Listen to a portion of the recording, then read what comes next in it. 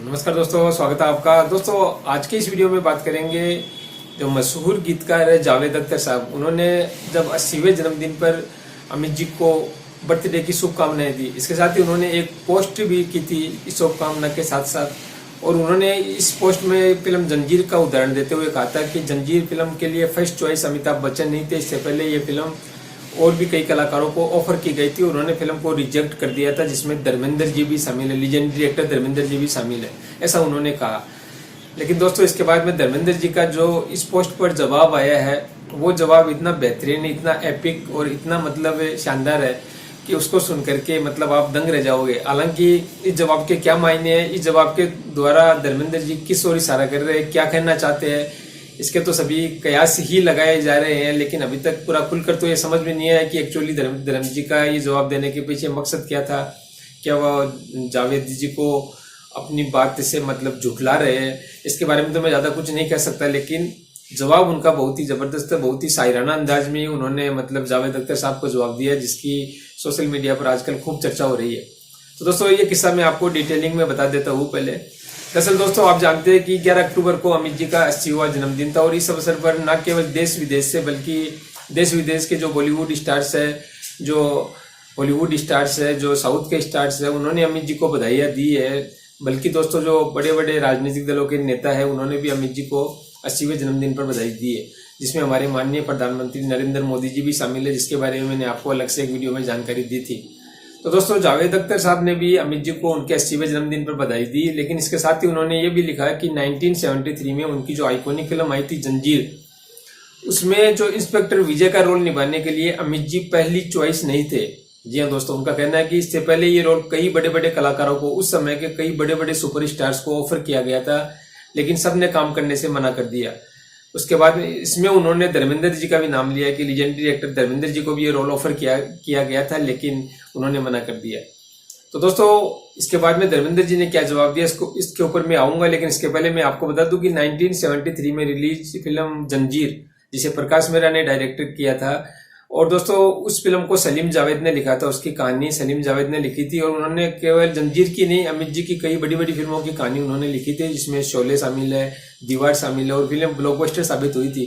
तो उस समय सलीम जावेद की जो जोड़ी थी वो बहुत ही बड़ी जोड़ी थी, और उनका एक साथ आना और फिल्म की स्क्रिप्ट लिखना सफलता की गारंटी माना जाता था। तो ये जोड़ी ने, जब प्रकाश मेहरा ने ये फिल्म को डायरेक्ट किया था जंजीर को, तो वे पहले इस रोल के लिए राजकुमार जी, लीजेंडरी एक्टर राजकुमार जी को ऑफर की गई थी, उन्होंने मना कर दिया। अब क्यों मना कर दिया इसके ऊपर मैं आज नहीं जाऊंगा। उसके बाद में ये फिल्म धर्मेंद्र जी को ऑफर की गई, ऐसी रिपोर्ट्स उस समय भी आई थी, और अभी जावेद जी ने फिर से कहा है कि धर्मेंद्र जी को ऑफर की गई थी। लेकिन चूंकि दोस्तों सभी ने उस समय ये फिल्म करने से मना कर दिया गया, क्योंकि उस समय ना तो प्रकाश मेहरा बहुत बड़े डायरेक्टर थे, और ना ही सलीम जावेद भी कोई इतने बड़े राइटर लेखक नहीं माने जाते थे, तो उन्होंने मना कर दिया था। दूसरा कारण मना करने का ये था दोस्तों कि उस समय रोमांटिक फिल्मों का दौर था।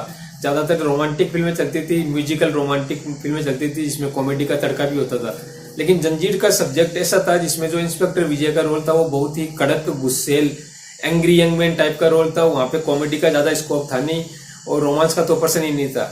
तो इस तरह से उस समय कोई भी हीरो ऐसी फिल्म करना नहीं चाहता था। तो अल्टीमेटली फिर ये फिल्म अमित जी को ऑफर की गई।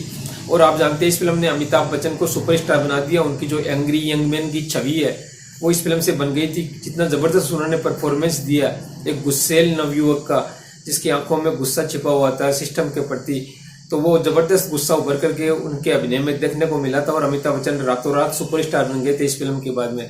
और बाद में कई बड़े बड़े कलाकारों को ये फिल्म ना करने का अफसोस भी हुआ था।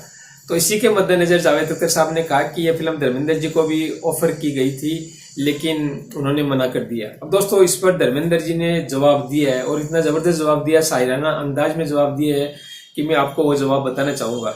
दोस्तों धर्मेंद्र जी ने लिखा, जावेद अख्तर साहब को लिखा है। सबसे पहले उन्होंने लिखा कैसे हो जावेद। इसके बाद में उन्होंने लिखा दिखावे की इस दुनिया में हकीकत दबकर रह जाती है, दिखावे की इस दुनिया में हकीकत दबकर रह जाती है। आगे उन्होंने लिखा जीते रहो।